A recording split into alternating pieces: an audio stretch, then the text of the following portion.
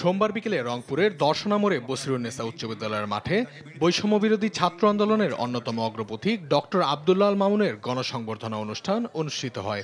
এতে অংশ নিয়ে বিএনপির ভাইস চেয়ারম্যান শামসুজ্জামান দুদু বলেন, দেশের পরিস্থিতি এখন নাজুক, রাস্তাঘাট ও ঘরে এসে মানুষ কুপিয়ে হত্যা করছে। দিন দিন পরিস্থিতি আরও ভয়াবহ হয়ে উঠছে বলে মন্তব্য করেন তিনি। এ সময় তিনি আরও বলেন, বৈষম্য বিরোধী ছাত্র আন্দোলনের মাধ্যমে আমরা ফ্যাসিবাদকে পরাজিত করেছি।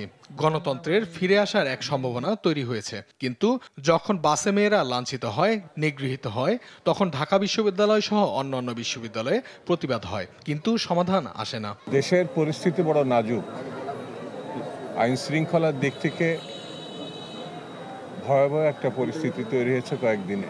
রাস্তাঘাটে চলতে গেলে যেভাবে পরিস্থিতি তৈরি হচ্ছে, ঘরের ভিতরে এসে মানুষ কুপিয়ে যাচ্ছে, হত্যা করছে। মধ্যরাত্রে স্বরাষ্ট্রমন্ত্রী সাংবাদিক সম্মেলনে যখন উপস্থিত হয়, তখনই আমরা বুঝতে পারি দেশের অবস্থা কতটা ভয়াবহ। বর্তমান সরকার ভঙ্গুর অবস্থায় দেশ পরিচালনার দায়িত্ব নিয়েছে উল্লেখ করে সবাইকে ধৈর্য ধরার পাশাপাশি নতুন বাংলাদেশ গঠনে সরকারকে দ্রুত নির্বাচন দেওয়ার দাবি জানান ডক্টর আব্দুল্লাহ আল মামুন। যে ভঙ্গুর অবস্থায় সরকার দেশ পরিচালনার দায়িত্ব নিয়েছে, আমাদের একটু ধৈর্য ধারণ করা উচিত। বর্তমান যে রাজনৈতিক পরিস্থিতি, তাতে দ্রুত রাজনৈতিক পদ্ধতিতে ফেরা দরকার, নির্বাচন দরকার, কিন্তু সেই নির্বাচন আমরা চাই সংস্কার প্রক্রিয়ার পরে। নিউজ ডেস্ক, দেশ টিভি।